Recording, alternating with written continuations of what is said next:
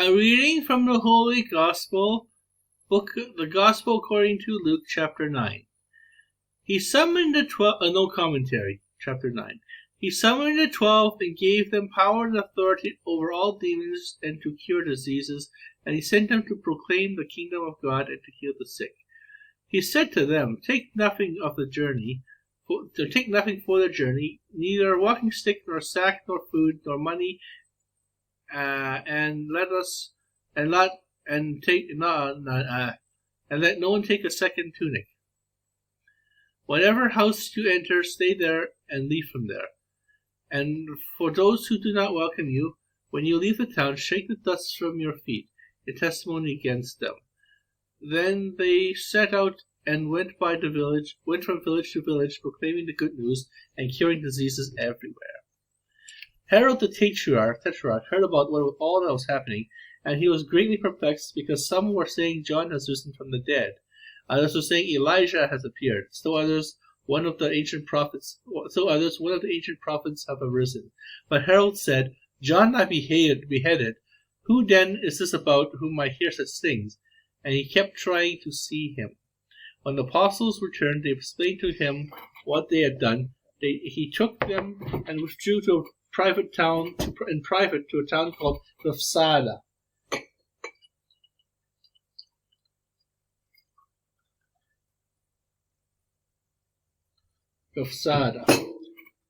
The crowds meanwhile learned of this. The crowds meanwhile learned of this and followed him. He received them and spoke to them about the kingdom of God, and he healed those who needed to be cured. As the day was drawing to a close, the 12 approached him and said, Dismiss the crowds so that they can go to surrounding villages and farms and find lodging and provision, for we are in a deserted place here. He said to them, Give them food yourselves. They replied, 5 loaves and 2 fishes are all we have, unless we ourselves go and buy the food for all these people. Now the men were numbered 5,000, and he said to the disciples, Have them sit down in groups of about 50. So they did so, and made them all sit down. Then taking the 5 loaves and 2 fishes, and looking up to heaven, he said the blessing over them, and broke them and gave them to the disciples to set before the crowd. They all ate and were satisfied. And when the leftover fragments were picked up, they filled 12 wicker baskets. Once, when Jesus was praying in solitude, and the disciples were with them, he asked them, Who do the crowds say I am? He said in reply, John the Baptist, others Elijah, still others one of the prophets had risen. Then he said to them, But who do you say I am? Jesus said in reply, The Messiah of God. He rebuked them and directed them not to tell this to anyone. He said, The Son of Man must greatly suffer and be rejected by the elders. The chief priests and the scribes must be killed, and on the 3rd day be raised. Then he said to all, If anyone wishes to come after me, he must first deny himself, and take up his cross daily and follow me. For whoever wishes to save his life will lose it, but whoever loses his life for my sake will save it. What profit is there for one to gain the whole world, yet lose or forfeit himself? Whomever is ashamed of me and my words, the Son of Man will be ashamed of when he comes in his glory, and in the glory of the Father and of the holy angels. Truly I say to you, there are some standing here who will not taste death until they see the kingdom of God. About 8 days after he said this, he took Peter, John, and James up to a mountain to pray. While he was praying, his face changed in appearance, and his clothing became dazzling white. And behold, 2 men were conversing with him, Moses and Elijah, whom appeared in glory and spoke of his exodus that they were going to accomplish in Jerusalem. Peter and his companions had been overcome by sleep, but becoming fully awake. They saw his glory and the two men standing with him. As they were about to part from him, Peter said to Jesus, Master, it is good that we are here. Let us make 3 tents, one for you, one for Moses, and one for Elijah. But he did not know what he was saying. When he was still speaking, a cloud came and cast a shadow over them, and they became frightened and entered the cloud. Then from the cloud came a voice that said, "This is my son, listen to him." After the son had spoken, Jesus was found alone. They fell silent and did not at the time tell anyone what they had seen. On the next day, when they came down from the mountain, a large crowd met him.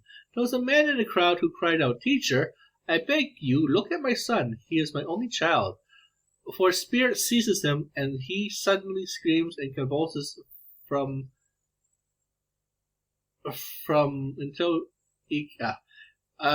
he suddenly screams and it convulses him until he foams at the mouth, and releases him only with difficulty, wearing him out. I beg your disciples to cast it out, but they could not." Jesus said in reply, "O faithless and perverse generation, how long will I be with you and endure you? Bring your son here." As he was coming forward, the demon threw him to the ground in a convulsion, but Jesus rebuked the clean spirit, healed the boy, and returned him to his father. And all were astonished by the majesty of God. While they were all amazed at his every deed, he said to his disciples, "Pay attention to what I am telling you. The Son of Man is to be handed over to men." But they did not understand. They did not understand his saying. Its meaning was hidden from them, so that they should not understand it. But they were afraid to ask him about his saying. An argument rose among the disciples, from which of them was the greatest. Jesus realized the intention of their hearts and took a child and placed it by his side. He said to them, "Whomever receives this child in my name receives me, and whomever receives me receives the one who sent me. For the one who is least among you is the one who is the greatest." Then John said in reply, "Master, we saw someone casting out demons in your name, and we tried to prevent him because he does not follow our company." Jesus said to him, "Do not prevent him, for whoever is not against you is for you." When the days of his being taken up were fulfilled, he resolutely determined to journey to Jerusalem, and he sent the messengers ahead of him. On the day he entered a Samaritan village to prepare for his reception there.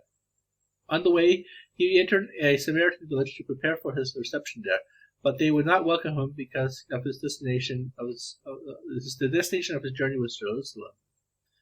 Then the disciples James and John heard this and asked, "Lord, do you want us to call down fire from heaven to consume them?" Jesus turned and rebuked them, and they journeyed to another village. As they were proceeding on their journey, someone said to him, "I will follow you wherever you go." Jesus answered him, "Foxes have dens, birds of the sky have nests, but the Son of Man has nowhere to rest his head." Then to another he said, "Follow me." But he replied, "Lord, let me first bury my father." But he answered him, "Let the dead bury their dead, but you go and proclaim the kingdom of God." Another said, "I will follow you, Lord, but first let me say farewell to my family at home." To him Jesus said, No one who sets a hand to the plow looks to what is left behind. No one who sets a hand to the plow and looks to what is left behind is fit for the kingdom of God. Okay, thank you for spending your evening with us. We'll see you in chapter 9. Have a good night. Okay, chapter 10 I meant to say. Sorry, not chapter 9. I just read chapter 9. Have a good night. Thank you for watching our show. Have yourselves a lovely evening. ดีเจ้า